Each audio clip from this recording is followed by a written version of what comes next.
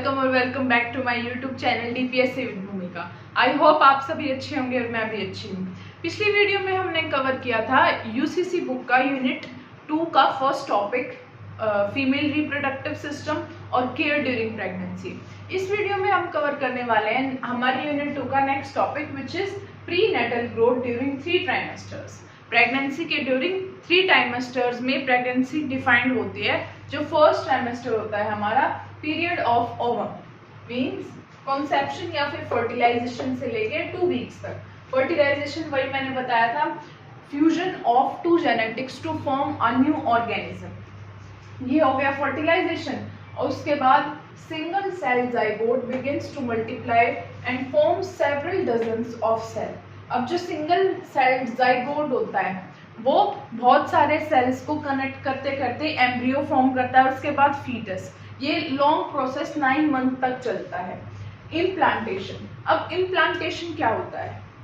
Fertilisation के बाद zygote form होता है और जो जाइगोट होता है वो डिवाइड होते होते ब्लास्टोसिस्ट बन जाता है। और जो ये ब्लास्टोसिस्ट है वो फेलोपियन ट्यूब के थ्रू यूट्रस में पहुंचता है और लगभग फर्टिलाइजेशन के 6 से 7 दिन बाद जो ये ब्लास्टोसिस्ट है वो यूट्रस की बोल में अटैच हो जाता है और इसी अटैचमेंट को बोलते हैं हम इम्प्लांटेशन। जनरली प्रेगनेंसी की शुरुआत इम्प्लांटेशन के बाद ही मानी जाती है और फिर उसके बाद प्लेसेंटा डेवलप होना शुरू हो जाता है।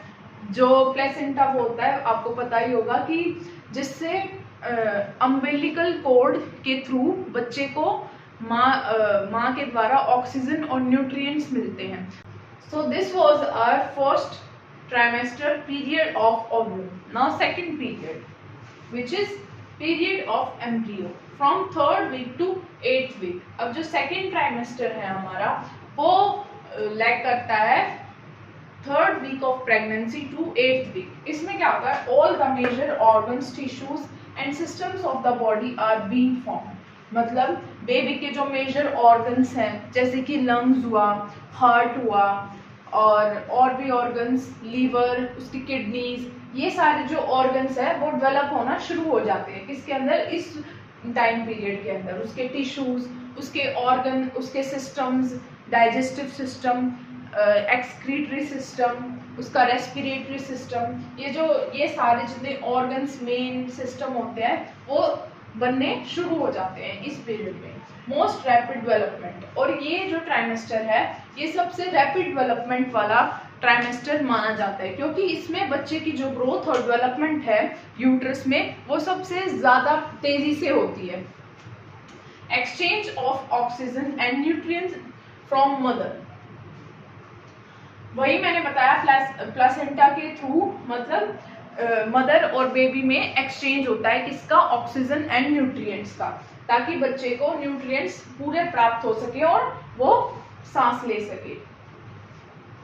Then it develops head to toe, centre to ends.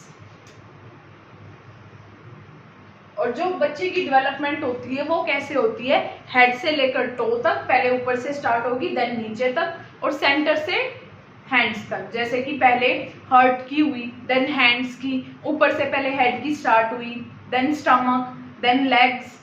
This is the formation of head to toe and centre to ends. Then this was our period of embryo. Next one is period of fetus from 9th week to birth. अब ये last period है but not the least. ये lag करता है from 9th week to birth, 9th week to until birth, जब तक बच्चे का जन्म नहीं हो जाता।